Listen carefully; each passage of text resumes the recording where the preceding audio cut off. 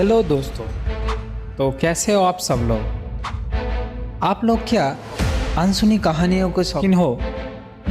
तो आज एक वही अनसुनी कहानी सुनाने जा रहा हूँ आप सबको। तो चलिए शुरू करते हैं एक भूतिया डरावनी कहानी। राजीव ने शहर में एक पुराना फ्लैट किराए पर लिया था।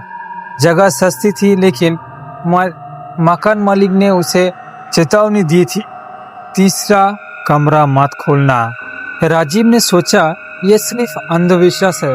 पहले दिन सब ठीक रहा, लेकिन रात को उसे दीवार के पीछे से किसी के चलने की आवाजें आने लगी।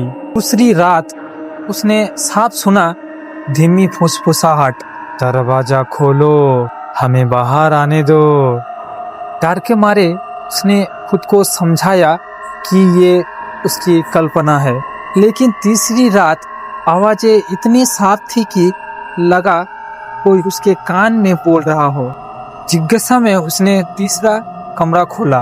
अंदर अंधेरा और बदबू थी। दीवार पर पुराने खून के छींटे थे और बीच में एक लकड़ी की कुर्सी बंधी हुई थी। अचानक दरवाजा अपने आप बंद हो गया। कमरे में ठंडी हवा भर गई। आईने में उसे उसका चेहरा नहीं बल्कि एक और चेहरा दिखा, बिना आंखों वाला चेहरा जिसकी मुस्कान गले तक फटी हुई थी। वो चेहरा धीरे धीरे हिलते हुए उसके तरफ बढ़ा और फुसफुसाया, अब तुम्हें हमारी जगह लेनी पड़ेगी। राजीव ने चीखने की कोशिश की, लेकिन उसकी आवाज बाहर नहीं निकली।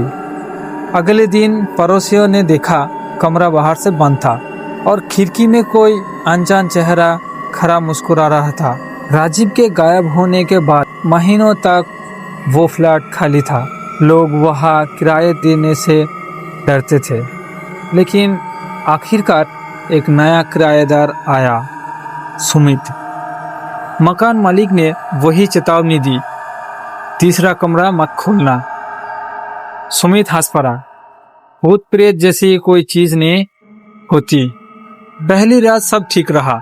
दूसरी रात जब वो सो रहा था, अचानक उसे लगा कोई उसके बिस्तर के पास खड़ा है। उसने आंखें खोले, कोई नहीं, लेकिन तीसरे कमरे का दरवाजा हल्का सा खुला हुआ था। तीसरी रात और भयानक थी। घड़ी में 3 बजे और कमरे से खटखट की आवाजें आने लगी। उसने हिम्मत कर दरवाजा खोला। अंदर वही सड़ा हुआ कमरा था, पर इस बार बीच में एक खाली कुर्सी पर कोई बैठा था, राजीव। उसकी आंखें गायब थी, चेहरा खून से भरा हुआ था। वो धीरे धीरे बोला, तू आया है मेरे जगह लेने? सुमित ने डर के मारे पीछे हटना चाहा, लेकिन दरवाजा अपने आप बंद हो गया। चारों तरफ अंधेरा फैल गया। फिर दीवारों से सैकड़ों हाथ निकलते लगे। ठंडी और बर्फ जैसी उंगलियां सुमित को पकड़कर कुर्सी पर बांधने लगी। उसने पूरी ताकत से चिल्लाने की कोशिश की, लेकिन आवाज बाहर नहीं जा रही थी। आखिरी बार उसने आईना में देखा। उसकी जगह अब एक और अजनबी चेहरा हंस रहा था। अगले सुबह पड़ोसी ने वही देखा। कमरा बाहर से बंद था, लेकिन खिड़की में अब 2 परछाइयां खड़ी मुस्कुरा रही थी। कैसा लगा आपको ये कहानी?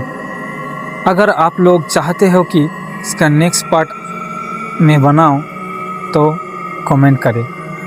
Thank you, bye bye.